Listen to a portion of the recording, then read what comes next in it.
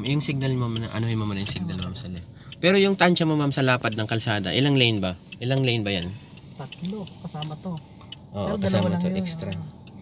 Oh, pero ang pinaka dinadaan ng dalawa lang. So kung Dalawa lang. bibilangin mo siya, bali 4.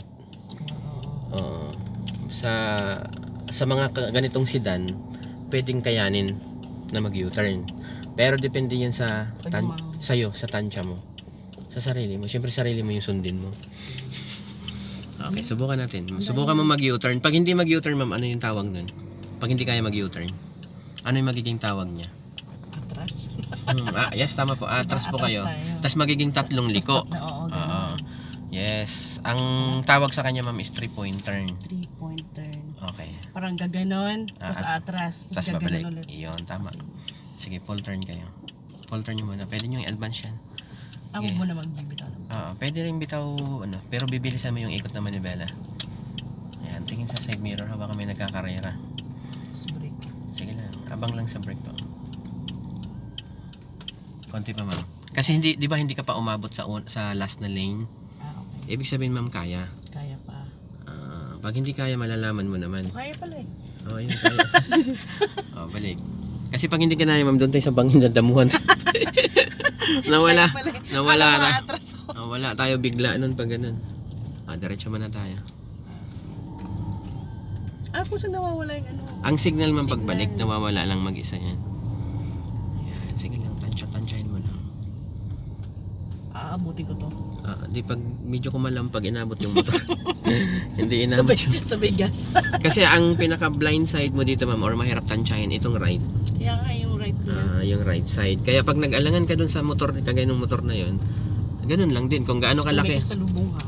Babagal lang talaga ma'am. Kung gaano kalaki yung sakop ng motor, yun yung kunin mo sa kabila. Pero ingat ka sa kasalubong. Kagaya niya, may nakapark na naman. Kagabi,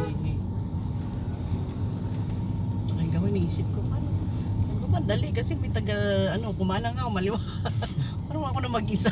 Hindi, siyempre pa sa ngayon. Gano'n ka na yun. Hi, baka. Idinama yung baka. Ganyan lang, pa-curve lang naman ng konti. Unang pag-U-turn at may kasalubong sa pakurbada. Maghanap tayo ng 2-point turn.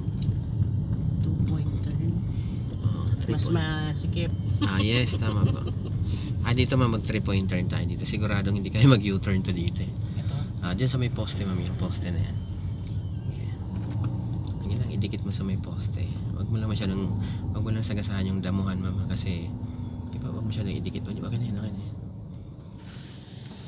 Sige pa, forward pa. Tapatan mo yung puno ma'am ng akasya. Baka meron tayong makakausap dyan. Saan may akasya? Ito, yan. Akasya.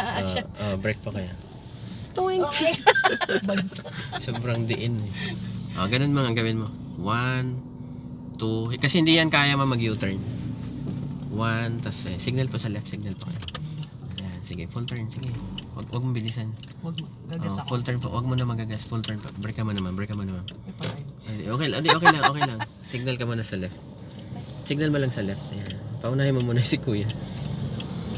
Sige, full turn niyo po. I-full turn mo muna. Ayan. Basta wag mo sabayan ng gas, ma'am. Di ba rin mabagal? Basta masaya. Sige, titirahin mo yung puno na yan. Sige pa, konti pa. Sige lang. Kaya naman yata. Hindi pa rin kaya. Hindi yan kaya. Stop. Yan, ang lakas naman.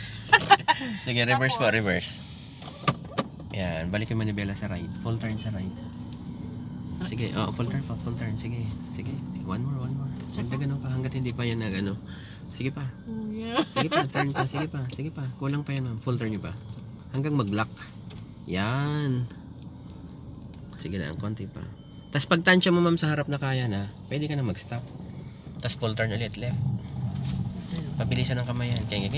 Parang king ko iba. Drive po kayo. Ay, naka-reverse kasi. Yes. See? Yan yung 3-point turn. Tapos balik. Huwag mo pagtripan si nanay habang magulat ka niya, baka biglang ganyan lang. Hindi ko nakabalik. Naka-strike na yung manibela ma'am, pero yung direction mo doon sa lane, hindi lang siya sumasakto. Galitin si nanay. Sorry, nay. Okay, gas pa kayo.